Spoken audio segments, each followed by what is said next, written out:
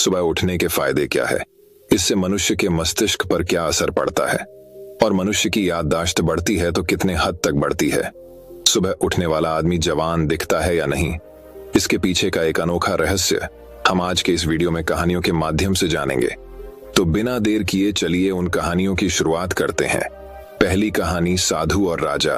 ऊंचे ऊंचे पहाड़ों और हरे भरे जंगलों के बीच बसे एक राज्य में एक बुद्धिमान साधु और एक महान राजा रहते थे, जिनके रास्ते एक ऐसी कहानी में गूंथे हुए थे जो समय के गलियारों में गूंजती थी। आंतरिक शांति और आत्मज्ञान के प्रति अपनी अटूट भक्ति के लिए जाने जाने वाले भिक्षु एक शांत पहाड़ के ऊपर रहते थे, जहां हर सुबह भोर की पहली किरणें उनके अनुभवी चेहरे को धीरे से चूमती थीं। उन्होंने कृतज्ञता से भरे दिल से सूर्योदय का स्वागत किया, ध्यान करने और जीवन के रहस्यों पर विचार करने के लिए शुरुआती घंटों की शांति को अपनाया। इस बीच राजा, एक शासक जो अपनी बुद्धिमत्ता और निष्पक्षता के लिए सम्मानित था, अक्सर खुद को अपने भव्य महल के बिस्तर पर करवटें बदलते हुए पाता था। बेचैन विचारों और चिंताओं से त्रस्त होता था जो उसके दिल और दिमाग पर छा जाते थे। एक दुर्भाग्यपूर्ण दिन राजा के कान में उस शांत भिक्षु के बारे में एक संदेश पहुंचा जो हर दिन उद्देश्य और शांति की भावना के साथ सूर्य को इशारा करता था। भिक्षु की आंतरिक शांति और स्पष्टता की कहानियों से प्रभावित होकर राजा ने उस बुद्धिमान व्यक्ति की तलाश करने का फैसला किया, इस उम्मीद में कि वह उन रहस्यों को उजागर कर सकेगा जो रात के अंधेरे में उससे दूर थे। पर्वत शिखर की यात्रा करते समय राजा भिक्षु के सामने खड़ा था। उसकी आंखें थकी हुई थीं, लेकिन भिक्षु के आचरण में जो शांति देखी उसके लिए वह एक मौन इच्छा से भर गया। दुनिया की नींद से जागने से पहले आप क्यों जाग जाते हैं? राजा ने पूछताछ की। उसकी आवाज में लालसा की झलक थी। समुद्र की गहराई और आकाश की विशालता को प्रतिबिंबित करने वाली आंखों वाले साधु ने हल्की मुस्कान के साथ उत्तर दिया, मैं कृतज्ञता से भरे दिल और अनंत संभावनाओं के लिए खुले दिमाग के साथ दिन का स्वागत करने के लिए सूरज के साथ उगता हूं। मेरे सामने लेट जाओ। शुरुआती घंटों में एक पवित्र शक्ति होती है जो नवीनीकरण और पुनर्जन्म की फुसफुसाती है, न केवल हमारे शरीर बल्कि हमारी आत्माओं को भी जगाने का मौका देती है। भिक्षु के शब्दों को ध्यान से सुनकर राजा को अपनी आत्मा के भीतर एक चिंगारी जलती हुई महसूस हुई। आशा की एक किरण कि शायद वह जो उत्तर खोज रहा था वह उसके महल के हलचल वाले हॉल में नहीं बल्कि सुबह के शांत आलिंगन में मिले। शुरुआती घंटों के भीतर छिपे ज्ञान को उजागर करने के लिए दृढ़ संकल्पित राजा ने दिन की पहली किरण के साथ जागने, सुबह की शांति को अपनाने और अपने दिल को प्रकृति की जागृति की सिम्फनी सुनने की अनुमति देने का संकल्प लिया। जैसे जैसे दिन हफ्तों में बदल गए, राजा को अपने सुबह के अनुष्ठानों में स्पष्टता और उद्देश्य की एक नई भावना का पता चला। जो चिंताएं एक बार उसके मन को परेशान कर रही थीं, वे धीरे धीरे दूर हो गईं। उनकी जगह शांति की गहरी भावना ने ले ली जो उसके राज्य की सीमाओं को पार कर गई। एक सुबह जब राजा साधु के पास शांत चिंतन में बैठा था तो उसके हृदय में एक एहसास खिल उठा, जैसे भोर की कोमल रोशनी में कोई फूल खिलता है। अब मैं समझ गया, राजा फुसफुसाए। उसकी आवाज भावना से कांप रही थी। शुरुआती घंटे एक उपहार लेकर आते हैं जो अकेलेपन के क्षणों को पार कर जाता है। वे हमें अपने सच्चे स्वयं से जुड़ने, अपनी आंतरिक रोशनी को अपनाने और इसे संदेह और भय की छाया के माध्यम से हमारा मार्गदर्शन करने का मौका देते हैं। भिक्षु ने मौन स्वीकृति में सिर हिलाया।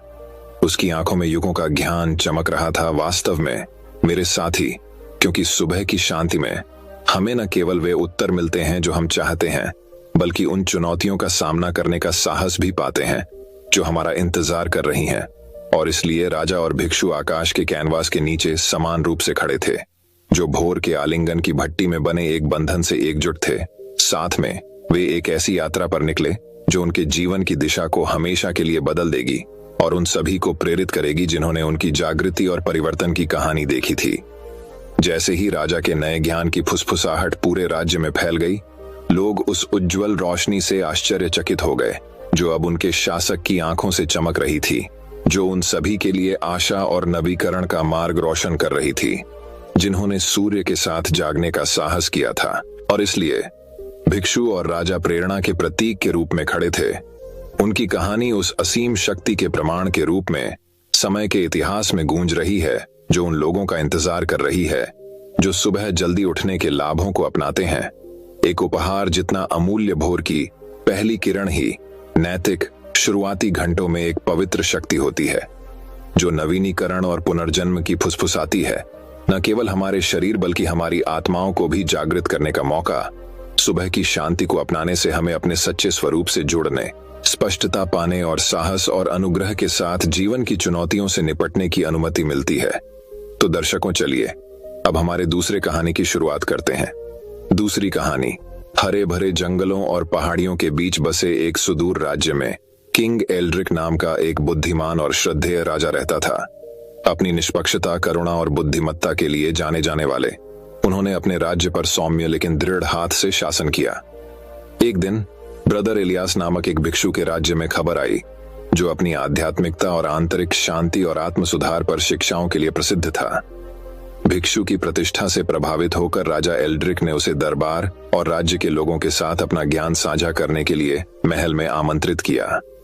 भाई एलियास नम्रता और शालीनता के साथ महल में पहुंचे। उनकी शांत उपस्थिति ने उन सभी को मंत्रमुग्ध कर दिया जो उन पर नजरें गड़ाए हुए थे। राजा और भिक्षु ने उद्देश्य और पूर्ति के जीवन जीने के महत्व पर चर्चा करते हुए गहन बातचीत में दिन बिताए। ऐसी ही एक बातचीत के दौरान राजा ने भाई एलियास से सार्थक और सफल जीवन के रहस्य के बारे में पूछा। भिक्षु ने धीरे से मुस्कुराते हुए उत्तर दिया, महाराज, उद्देश्यपूर्ण जीवन की कुंजी हमारे द्वारा अपनाई जाने वाली दैनिक आदतों और दिनचर्या में निहित है, और सबसे शक्तिशाली आदतों में से एक जिसे आप अपना सकते हैं वह है सुबह जल्दी उठने का अभ्यास। उत्सुक होकर राजा एल्ड्रिक ने जल्दी उठने के लाभों के बारे में और पूछताछ की।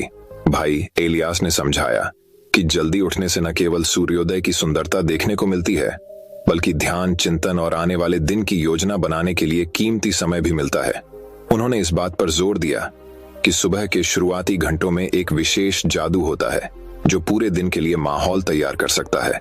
साधु के शब्दों से प्रेरित होकर राजा ने अगले दिन सुबह होने से पहले उठने की चुनौती देने का फैसला किया।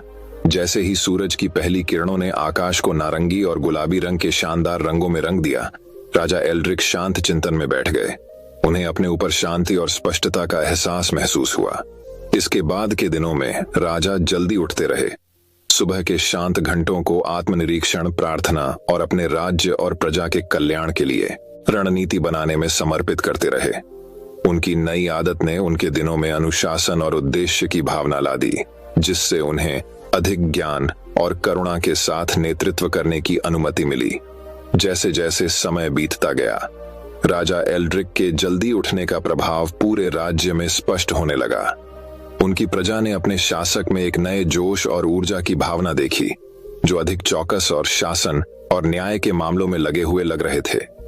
राजा के मंत्रियों और सलाहकारों ने भी उनके निर्णय लेने और नेतृत्व शैली में सकारात्मक बदलाव देखा। इसका कारण उनकी जल्दी जागने की नई आदत को बताया। राजा एल्ड्रिक के शासनकाल में राज्य समृद्ध हुआ। इसके लोगों के बीच शांति और सद्भाव व्याप्त था। एक दिन जब भाई एलियास राज्य से विदाई लेने और अपने मठ में लौटने की तैयारी कर रहे थे, उन्होंने राजा से मिलने की इच्छा जताई। अपनी अंतिम बैठक में भिक्षु ने जल्दी उठने की प्रथा को अपनाने के लिए राजा एल्ड्रिक की सराहना की और एक विदाई उपहार साझा किया, एक सुनहरी पॉकेट घड़ी जिस पर कार्पे डायम सीज द डे लिखा हुआ था। अपनी आंखों में कृतज्ञता के आंसू के साथ राजा ने उपहार स्वीकार किया और भाई एलियास को उनकी बुद्धिमत्ता और मार्गदर्शन के लिए धन्यवाद दिया। जैसे ही भिक्षुक चला गया, राजा एल्ड्रिक ने उस गहन प्रभाव पर विचार किया जो दिनचर्या में एक साधारण बदलाव ने उनके जीवन और शासन पर लाया था। उस दिन के बाद से राज्य के लोग भिक्षु और राजा के बारे में श्रद्धापूर्ण स्वर में बात करने लगे और कहानी साझा करने लगे कि कैसे एक बुद्धिमान भिक्षु की जल्दी उठने की सलाह ने एक महान शासक को बदल दिया और बदले में उनकी प्रिय भूमि का भाग्य बदल दिया। और इसलिए भिक्षु और राजा की कहानी भाग्य को आकार देने और महानता को प्रेरित करने की एक ही आदत की शक्ति के प्रमाण के रूप में कायम रही। तो दर्शकों, चलिए अब हमारे तीसरे कहानी की शुरुआत करते हैं। हमारी तीसरी कहानी। ऊंचे पहाड़ों के बीच बसे एक सुदूर राज्य में राजा अलारिक नाम का एक बुद्धिमान और न्यायप्रिय राजा शासन करता था। उनके शासनकाल में राज्य फला फूला और इसके लोग सद्भाव और समृद्धि से रहते थे। एक दिन ब्रदर केल नाम के एक भिक्षु के बारे में बात पूरे देश में फैल गई, जो पहाड़ों के बीच एक साधारण मठ में रहता था। ऐसा कहा जाता था कि भाई केल के पास महान ज्ञान, आंतरिक शांति और परमात्मा के साथ गहरा संबंध था। भिक्षु की शिक्षाओं के बारे में उत्सुक होकर राजा अलारिक ने भाई केल से मिलने के लिए यात्रा शुरू करने का फैसला किया। राजा अपने वफादार सलाहकार के साथ मठ की ओर जाने वाले खड़ी पहाड़ी रास्तों पर एक लंबी और कठिन चढ़ाई पर निकल पड़े। जैसे ही वे मठ पहुंचे, शांत चेहरे और सौम्य मुस्कान वाले व्यक्ति भाई केल ने उनका स्वागत किया।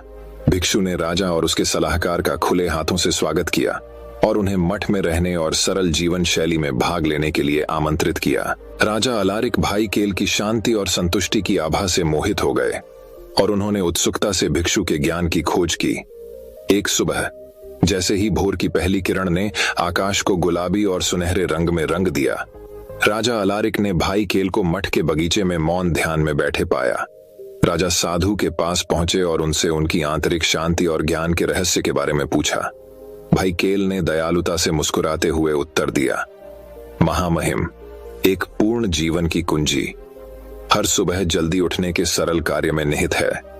जब आप सूर्य के साथ उगते हैं तो आप अपने आप को ब्रह्मांड की प्राकृतिक लय के साथ जोड़ लेते हैं। शांति में शुरुआती घंटों में आप स्पष्टता, उद्देश्य और परमात्मा से संबंध पा सकते हैं। भिक्षु की बातों से प्रभावित होकर राजा अलारिक ने प्रतिदिन जल्दी उठने की प्रथा अपनाने का संकल्प लिया। वह भोर से पहले उठ गया। पक्षियों के गाने और सुबह की हवा में पत्तों की हल्की सरसराहट ने उसका स्वागत किया। जैसे जैसे दिन बीतते गए, राजा ने अपने भीतर एक गहरा बदलाव देखा। उसका मन साफ था, उसका दिल हल्का था और उसकी आत्मा उन्नत थी। भाई केल के मार्गदर्शन में राजा अलारिक ने ध्यान, चिंतन और चिंतन की दैनिक दिनचर्या विकसित करना शुरू किया। उन्होंने प्रकृति के बीच, पहाड़ों की सुंदरता और हवा की सरसराहट के बीच समय बिताया। राजा ने अपने दिल की बुद्धि और अपने आसपास की दुनिया की आवाज सुनना सीखा। महीने वर्षों में बदल गए और राजा अलारिक का राज्य उनके प्रबुद्ध शासन के तहत और भी अधिक समृद्ध हुआ। राजा ने भाई केल की शिक्षाओं द्वारा निर्देशित होकर करुणा और सत्यनिष्ठा से शासन किया। राज्य के लोगों ने अपने शासक की नई बुद्धिमत्ता की प्रशंसा की और उनके उदाहरण का अनुकरण करने की कोशिश की। एक दिन जब शरद ऋतु ने पहाड़ों को सोने और लाल रंग से रंग दिया, राजा अलारिक ने अपनी प्रजा को महल के प्रांगण में इकट्ठा किया। भाई केल के साथ राजा ने भीड़ को संबोधित किया, मठ की अपनी यात्रा की कहानी और भिक्षु से सीखे गए सबक साझा किए। दोस्तों, राजा ने गर्मजोशी और ज्ञान से भरी आवाज में घोषणा की, मैं आपके सामने राज्य के एक विनम्र सेवक के रूप में खड़ा हूं, जो एक भिक्षु के ज्ञान की रोशनी से निर्देशित है। आइए याद रखें कि सच्ची महानता धन में नहीं है या शक्ति, लेकिन हमारे दिलों की दयालुता और हमारी आत्माओं की बुद्धि में। हम सभी सुबह के साथ उठें, प्रत्येक दिन को कृतज्ञता के साथ स्वीकार करें और शांति और ज्ञानोदय के मार्ग पर एक साथ चलें। जैसे ही सूरज पहाड़ों के पीछे डूब गया, राज्य पर गर्म चमक बिखेरते हुए लोगों ने खुशी मनाई और अपने प्रिय राजा की सराहना की। और उस पल में दिन की धुंधली रोशनी के नीचे राजा अलारिक और भाई केल उन सभी के लिए आशा, एकता और प्रेरणा की किरण के रूप में एक साथ खड़े थे जिन्होंने उन्हें देखा था। और इस तरह भिक्षु और राजा की कहानी पहाड़ों के बीच फुसफुसाती एक किंवदंती बन गई, जो जल्दी जागने, ज्ञान को अपनाने और खुले दिल से जीने की परिवर्तनकारी शक्ति की याद दिलाती है। तो दर्शकों, चलिए अब हमारे चौथे कहानी की शुरुआत करते हैं। चौथी कहानी, सेरेंडिपिटी के प्राचीन साम्राज्य में आशेर नाम का एक बुद्धिमान भिक्षु रहता था, जो अपने गहन ज्ञान, आध्यात्मिकता और शांत व्यवहार के लिए दूर दूर तक जाना जाता था। वह राज्य के बाहरी इलाके में एक साधारण मठ में रहते थे, जहां जीवन के सभी क्षेत्रों से लोग उनसे सलाह और मार्गदर्शन लेने आते थे। एक दिन सेरेंडिपिटी के राजा अलेक्जेंडर ने भिक्षु की प्रतिष्ठा के बारे में सुना और उससे मिलने का फैसला किया। राजा एक शक्तिशाली शासक था, लेकिन वह अक्सर अपनी जिम्मेदारियों के बोझ और अपने राज्य की मांगों से परेशान रहता था।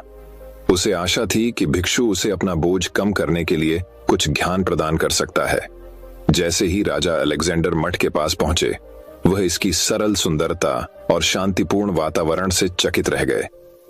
उसने आशेर को आंगन में सुगंधित फूलों और चहचहाते पक्षियों से घिरा हुआ शांति से बैठा पाया। साधु ने गर्मजोशी भरी मुस्कान के साथ राजा का स्वागत किया और उसे अपने पास बैठने के लिए आमंत्रित किया। आपका स्वागत है महामहिम, आशेर ने कहा। आज तुम्हें मेरे विनम्र निवास में क्या लाया है? राजा ने आदरपूर्वक सिर झुकाया और उत्तर दिया, महान भिक्षु आशेर, मैं आपकी बुद्धि जानने आया हूं। मैं इस राज्य का शासक हूं, लेकिन मैं अक्सर अपने कर्तव्यों से अभिभूत महसूस करता हूं। मैं अपने जीवन में शांति और संतुलन पाने के लिए संघर्ष करता हूं। कृपया मार्गदर्शन करें। मैं आंतरिक सद्भाव की राह पर हूं। आशेर ने राजा के शब्दों को सोच समझकर सुना और फिर धीरे से बोला, महामहिम, शांति और संतुलन पाने की कुंजी सुबह जल्दी उठने के सरल लेकिन शक्तिशाली कार्य में निहित है। जब आप सूर्य के साथ उगते हैं तो आपका स्वागत किया जाता है। दुनिया के जागने से पहले भोर की शांति, दिन का यह समय पवित्र और संभावनाओं से भरा है। यह चिंतन, मनन और आने वाले दिन के लिए इरादे तय करने का समय है। राजा साधु की बातों से प्रभावित हुआ और उसने उसकी सलाह मानने की कसम खाई। अगली सुबह राजा अलेक्जेंडर भोर से पहले उठे। जैसे ही आकाश गुलाबी और सुनहरे रंग में रंगा हुआ था, जैसे ही वह शांत ध्यान में बैठा, अपने चारों ओर जाग रही प्रकृति की आवाजों को सुन रहा था, उसे अपने ऊपर शांति का एहसास हुआ। जैसे जैसे दिन बीतते गए, राजा ने साधु के मार्गदर्शन का पालन करते हुए हर सुबह जल्दी उठने की आदत बना ली। उन्होंने पाया कि इस बहुमूल्य समय ने ही उन्हें अपने आंतरिक स्व से जुड़ने, अपने विचारों को स्पष्ट करने और अपने कर्तव्यों को एक नए उद्देश्य और स्पष्टता के साथ अपनाने की अनुमति दी। आशेर की देखरेख में राजा अलेक्जेंडर का शासन अधिक न्यायपूर्ण और दयालु हो गया। उनके बुद्धिमान नेतृत्व में राज्य समृद्ध हुआ और लोग फले फूले। राजा की शांति और संतुलन की नई भावना पूरे राज्य में फैल गई, जिसने वहां रहने वाले सभी लोगों के दिलों को छू लिया। साल बीतते गए और राजा अलेक्जेंडर बूढ़ा और थका हुआ हो गया। अपनी मृत्युशैया पर अपने प्रियजनों और सलाहकारों से घिरे हुए उन्होंने आशेर को अपने साथ रहने के लिए बुलाया। भिक्षु शांत मुस्कान के साथ पहुंचे। उनकी आंखें ध्यान से चमक रही थीं। महान भिक्षु आशेर, राजा फुसफुसाए, मुझे आंतरिक सद्भाव और पूर्णता का मार्ग दिखाने के लिए धन्यवाद। आपकी शिक्षाओं ने मेरे जीवन और मेरे लोगों के जीवन को बदल दिया है। मैं शब्दों से परे आभारी हूं। आशेर ने राजा के माथे पर एक कोमल हाथ रखा और उत्तर दिया, महामहिम, यह आपकी अपनी आंतरिक शक्ति और ज्ञान प्राप्त करने की इच्छा थी जिसने यह परिवर्तन लाया। याद रखें, सच्ची महानता शक्ति या धन में नहीं, बल्कि सुनने की क्षमता में निहित है।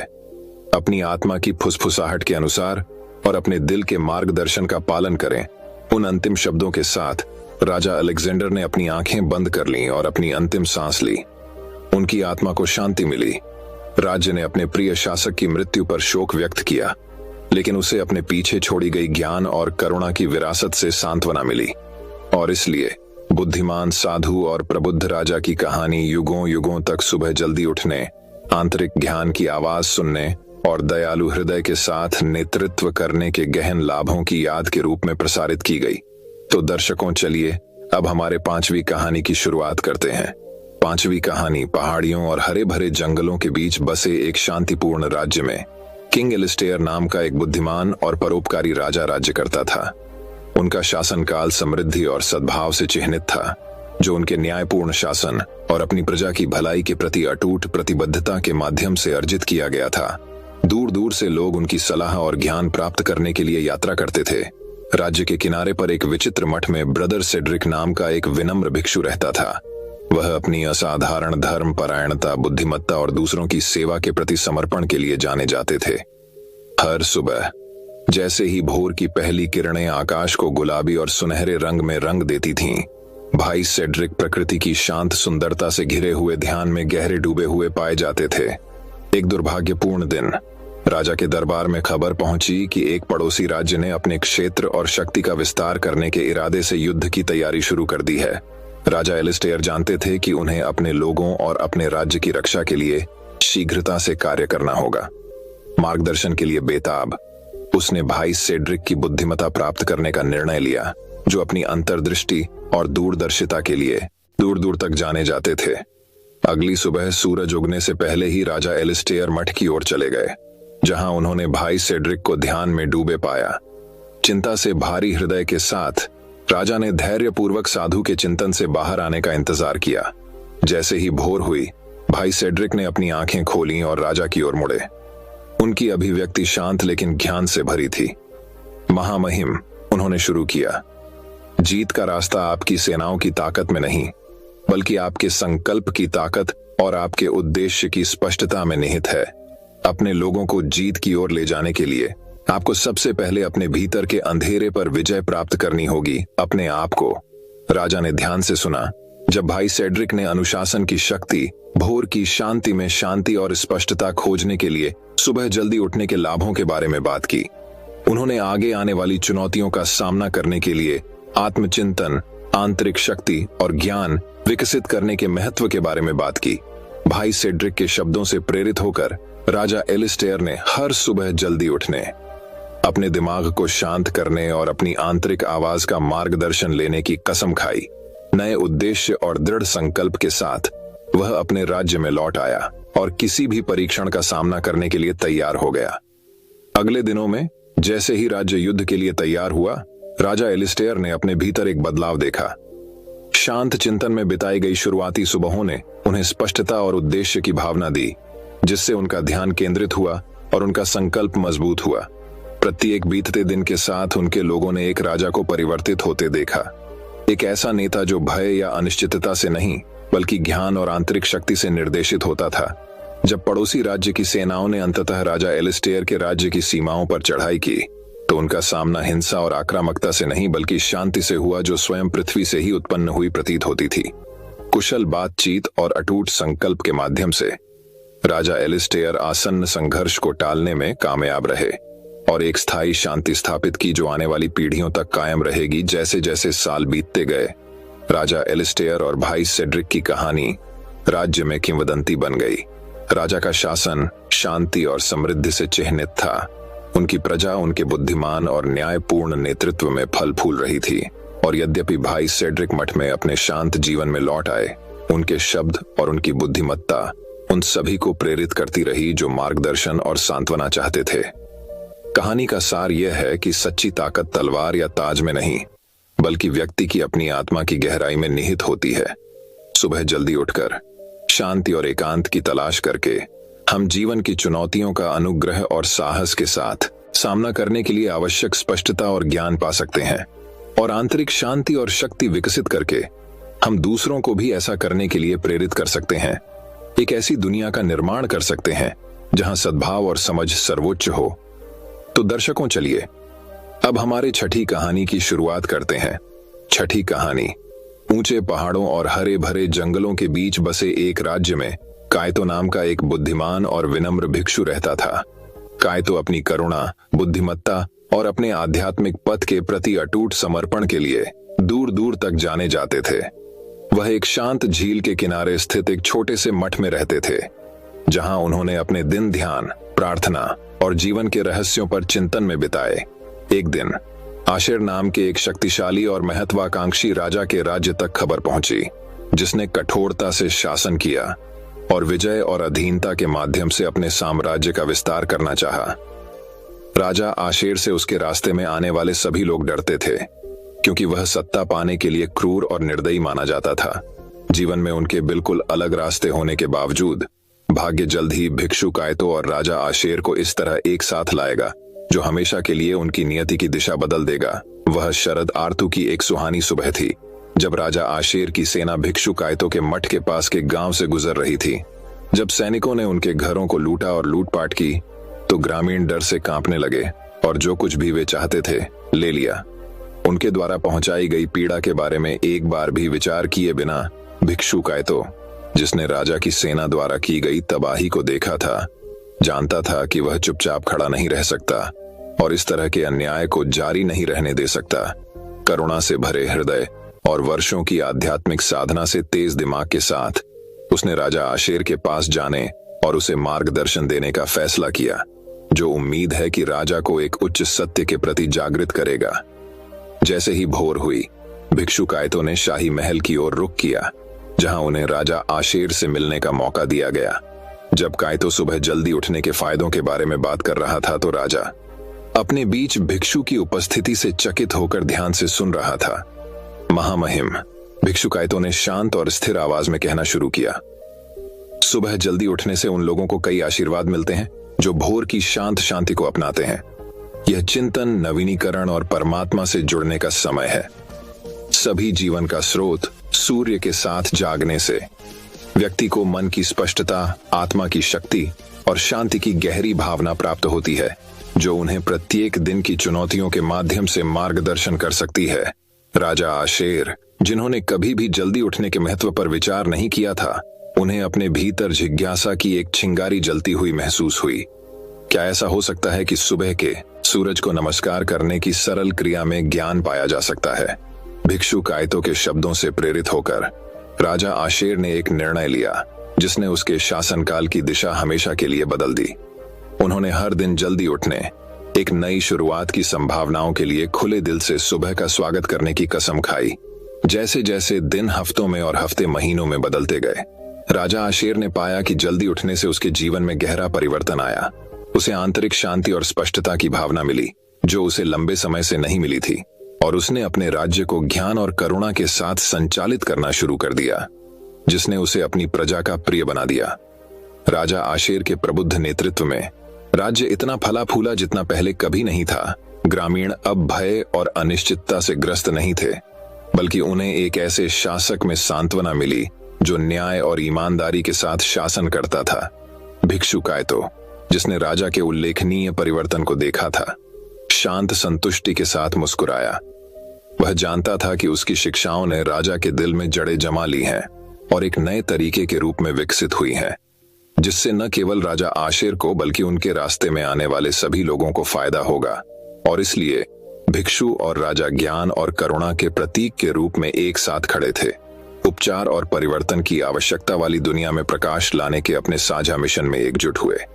इस कहानी का सार यह है कि सच्चा ज्ञान और परिवर्तन सबसे अप्रत्याशित स्रोतों से आ सकता है। अस्तित्व के नए तरीकों को अपनाने और दूसरों के ज्ञान के लिए अपने दिल खोलने से हम एक उच्च सत्य के प्रति जागृत हो सकते हैं, जो हमारे जीवन और हमारे आसपास की दुनिया को बेहतरी के लिए बदलने की शक्ति रखता है। तो दर्शकों, चलिए अब हमारे 7वीं कहानी की शुरुआत करते हैं। 7वीं कहानी ऊंचे पहाड़ों और हरे भरे जंगलों के बीच बसे एक रहस्यमय देश में शिन नाम का एक बुद्धिमान और विनम्र भिक्षु रहता था, जिन्हें एक शांत पहाड़ी के ऊपर एक शांत मठ में रहते थे, जहां उन्होंने अपने दिन ध्यान करने, चिंतन करने और उन लोगों के लिए शांति और ज्ञान की शिक्षाएं फैलाने में बिताए जो उनका मार्गदर्शन चाहते थे। एक दिन शिन के गहन ज्ञान और आंतरिक शांति की अटूट भावना के बारे में नीचे के राज्य के शासक राजा रोड्रिक तक बात पहुंची। उत्सुक होकर राजा ने अपने हृदय में व्याप्त बेचैनी का उत्तर पाने की आशा में भिक्षु के पास जाने का निर्णय लिया। जैसे ही सूरज उगना शुरू हुआ, राजा रोड्रिक ने जिन के साधारण निवास की ओर घुमावदार रास्ते पर अपना रास्ता बनाया। मठ पहुंचने पर राजा रोड्रिक का जिन ने गर्मजोशी भरी मुस्कान और स्वागत करते हुए गले लगाकर स्वागत किया। भिक्षु ने राजा का अपने साधारण आवास में स्वागत किया, जहां दोनों शांत चिंतन में बैठे थे, क्योंकि सुबह की पहली रोशनी कागज की खिड़कियों से छन कर आ रही थी। राजा रोड्रिक ने राज्य पर शासन करने के बोझ, नेतृत्व के दबाव और अपने शाही कर्तव्यों की निरंतर मांगों के बारे में बात करते हुए जिनको अपनी परेशानियां बतानी शुरू कर दी। शिन ने ध्यान से सुना। उसकी दयालु आंखें समझ और सहानुभूति से भरी थीं। राजा के समाप्त होने के बाद शीन ने धीरे से कहा, मेरे प्रिय राजा, मुझे विश्वास है कि मेरे पास आपके दिल की उथल पुथल को कम करने का एक समाधान हो सकता है। यह एक सरल अभ्यास है जो भिक्षुओं और संतों की पीढ़ियों से चला आ रहा है। एक ऐसा अभ्यास जो आंतरिक शांति और मन की स्पष्टता की कुंजी है। इसके साथ ही जिनने किंग रोड्रिक के साथ सुबह जल्दी उठने के महत्व को साझा किया, उन्होंने बताया कि कैसे दिन के शुरुआती घंटे एक पवित्र समय होते हैं जो शांति और आत्मविकास की क्षमता से भरे होते हैं। शिन ने राजा को सूर्य के साथ उगने, प्रत्येक नए दिन का आभार और उद्देश्य की भावना के साथ स्वागत करने के लिए प्रोत्साहित किया। शिन की बातों से चकित होकर राजा रोड्रिक ने भिक्षु की सलाह पर ध्यान देने का फैसला किया। अगली सुबह भोर की पहली किरण क्षितिज को छूने से पहले ही राजा अपने बिस्तर से उठे और महल के बगीचों की ओर चल पड़े। वहां प्रकृति के जागरण की कोमल फुसफुसाहट से घिरे राजा रॉड्रिक ने अपनी आंखें बंद कर लीं और अपनी सांसों पर ध्यान केंद्रित किया। जैसे जैसे दिन हफ्तों में और हफ्ते महीनों में बदलते गए, राजा रॉड्रिक ने शीन की शिक्षाओं का ईमानदारी से पालन किया और खुद को हर दिन जल्दी उठने के अभ्यास के लिए प्रतिबद्ध किया। प्रत्येक सूर्योदय के साथ राजा ने पाया कि वह अपने आसपास की दुनिया के साथ और अधिक मेलजोल बढ़ा रहा है, अपने साथ और अधिक शांति पा रहा है और अपने हृदय में निहित ज्ञान से अधिक जुड़ा हुआ है, जिनके मार्गदर्शन में राजा रॉड्रिक का राज्य पहले की तरह फला फूला। उनकी प्रजा ने अपने शासक में एक बदलाव देखा। शांति और स्पष्टता की भावना जो उनके अस्तित्व से ही निकलती थी। राजा के निर्णय बुद्धिमानी पूर्ण और न्यायपूर्ण थे। उसका आचरण विनम्र और दयालु था। जैसे जैसे समय बीतता गया, राजा रॉड्रिक और मोंक जेन के बीच दोस्ती और आपसी सम्मान का गहरा बंधन बन गया। राजा ने शीन को सिर्फ एक शिक्षक के रूप में नहीं, बल्कि एक सच्चे और पोषित मित्र के रूप में देखा, जो आत्म खोज और आत्मज्ञान की दिशा में उनकी यात्रा पर एक मार्गदर्शक प्रकाश था। और इसलिए सुबह के शांत घंटों में, जब सूरज ने आकाश को सोने और गुलाब के रंगों में रंग दिया, राजा रॉड्रिक और मोंक जेन एक साथ बैठे, प्रत्येक नए दिन के आशीर्वाद के लिए शांत प्रतिबिंब और कृतज्ञता के क्षण साझा कर रहे थे। इस कहानी का नैतिक सरल लेकिन गहरा है। जल्दी जागने के लाभ केवल उत्पादकता से परे हैं। वे हमारे अस्तित्व के मूल तक पहुंचते हैं, हमारी आत्माओं का पोषण करते हैं और हमें आंतरिक शांति और पूर्णता की दिशा में मार्गदर्शन करते हैं। जिस तरह की रॉड्रिक ने कृतज्ञता से भरे दिल के साथ हर दिन अभिवादन करने की परिवर्तनकारी शक्ति की खोज की, उसी तरह हम भी सुबह के शांत क्षणों में छिपी छिपी क्षमता को उजागर कर सकते हैं। चलिए अब 8वीं कहानी शुरू करते हैं। 8वीं कहानी, थैलोरिया की रहस्यमय भूमि में। मास्टर जेनिथ नामक एक बुद्धिमान भिक्षु और किंग लियोन नामक एक महान राजा रहते थे। मास्टर जेनिथ अपने गहन ज्ञान और शांतिपूर्ण आचरण के लिए दूर दूर तक जाने जाते थे, जबकि किंग लियोन अपने न्यायपूर्ण शासन और अटूट साहस के लिए पूजनीय थे। अपने बिल्कुल अलग जीवन और जिम्मेदारियों के बावजूद भिक्षु और राजा ने सुबह जल्दी जागने की शक्ति में एक आम धारणा साझा की। एक उज्जवल सुबह, जैसे ही सूरज की रोशनी की पहली किरणें अंधेरे को भेदी, मास्टर जेनिथ ने मठ के शांत बगीचे में अपने दैनिक ध्यान की दिनचर्या शुरू कर दी। दूसरी ओर राजा लियोन अपने राजसी महल की दीवारों पर खड़ा था और नीचे हलचल भरे शहर को देख रहा था। इसी शांत क्षण में भाग्य ने साधु और राजा के बीच मुठभेड़ करा दी। दूर से एक दूसरे को देखकर मास्टर जेनिथ और किंग लियोन ने बगीचे में मिलने का फैसला करने से पहले गर्मजोशी से मुस्कुराहट का आदान प्रदान किया। जहां भिक्षु ने ध्यान लगाया था, जैसे ही वे खिले हुए चेरी के पेड़ की छाया के नीचे बैठे, मास्टर जेनिथ ने धीरे से कहा, महामहिम, भोर की खामोशी में बहुत ताकत है, क्योंकि इन शांत क्षणों में ही हमें स्पष्टता और उद्देश्य मिलता है। भिक्षु के शब्दों से उत्सुक होकर राजा लियोन ने आगे पूछा, मास्टर जेनिथ, आप जल्दी जागने के लाभों पर विश्वास क्यों करते हैं? भिक्षु ने कुछ देर के लिए अपनी आंखें बंद कर लीं और जवाब देने से पहले गहरी सांस ली। जब हम दिन की पहली किरण के साथ जागते हैं, तो हम समय के उपहार को गले लगाते हैं। शुरुआती घंटे हमें दिन के लिए प्रतिबिंबित करने, योजना बनाने और इरादे निर्धारित करने का अवसर देते हैं। आगे यह आत्म खोज और विकास का एक पवित्र समय है। राजा लियोन ने भिक्षु की बुद्धिमत्ता पर विचार किया और उसके शब्दों में सच्चाई को महसूस किया। उन्होंने मास्टर जेनिथ से कहा, मैं अक्सर खुद को एक राज्य पर शासन करने की मांगों से घिरा हुआ पाता हूँ। सुबह की सुंदरता की सराहना करने के लिए शायद ही कभी रुकता हूँ। भिक्षु ने राजा के कंधे पर हाथ रखा और धीरे से कहा, महाराज, सबसे महान शासक वे हैं जो संतुलन के महत्व को समझते हैं। भोर की शांति में अपने मन और आत्मा का पोषण करके आप अधिक ज्ञान और करुणा के साथ नेतृत्व करेंगे। मास्टर जेनिथ की शिक्षाओं से प्रेरित होकर राजा लियोन ने हर सुबह जल्दी उठने और अपने राजसी कर्तव्यों को पूरा करने से पहले शांत चिंतन में समय बिताने का संकल्प लिया। जैसे जैसे दिन हफ्तों में और हफ्ते महीनों में बदलते गए, राजा ने अपने भीतर एक गहरा परिवर्तन देखा। उनके निर्णय स्पष्टता से निर्देशित होते थे, उनका हृदय सहानुभूति से भरा हुआ था और उनके प्रबुद्ध शासन के तहत उनका राज्य फलता फूलता था। एक दिन राज्य में एक भव्य उत्सव के दौरान राजा लियोन अपनी प्रजा के सामने खड़े हुए और उन्हें नए जोश और विनम्रता के साथ संबोधित किया। मेरे प्रिय विषयों, उन्होंने शुरू किया, यह एक कृतज्ञ हृदय के साथ है कि मैं मास्टर जेनिथ द्वारा मुझे दिए गए ज्ञान को आपके साथ साझा करता हूँ। सुबह की शांति को अपनाकर मैंने नेतृत्व का असली सार और असीम क्षमता की खोज की है। वह हम में से प्रत्येक के भीतर निहित है। राज्य तालियों की गड़गड़ाहट से गूंज उठा। अपने राजा के प्रति प्रशंसा और सम्मान की गूंज से गूंज उठा। भीड़ के बीच खड़े मास्टर जेनिथ जानबूझकर मुस्कुराए। उनकी आंखें उस परिवर्तनकारी यात्रा के लिए गर्व से चमक रही थीं जो राजा ने शुरू की थी, और इसलिए भिक्षु और राजा की कहानी थेलोरिया के इतिहास में एक किंवदंती बन गई, जो सुबह जल्दी उठने के गहरे प्रभाव और आत्म सुधार की शाश्वत खोज का प्रमाण है। उनकी कहानी की नैतिकता पूरे देश में गूंज उठी, जिसने भी इसे सुनने वाले सभी को खुले दिल और प्रबुद्ध दिमाग के साथ सुबह को गले लगाने के लिए प्रेरित किया। दोस्तों, मैं उम्मीद करता हूं कि यह कहानी सुनने से आपके जीवन में अच्छे बदलाव आए होंगे। आपको इस वीडियो से क्या सीखने मिला, ये कमेंट करके जरूर बताइए, और अपने परिवार, दोस्तों या आपके करीबी इंसान के साथ ये कहानी शेयर करके उन्हें भी इस ज्ञान से परिचित करवाए। बाकी अगर आपको ये वीडियो दिल से अच्छी लगी हो तभी इस वीडियो को लाइक कर देना, और आपने अब तक इस चैनल को सब्सक्राइब न किया हो तो चैनल को सब्सक्राइब भी जरूर कर देना। आपका हर दिन शुभ हो और खुशियों से आपका जीवन भरा रहे। धन्यवाद। नमो बुद्ध।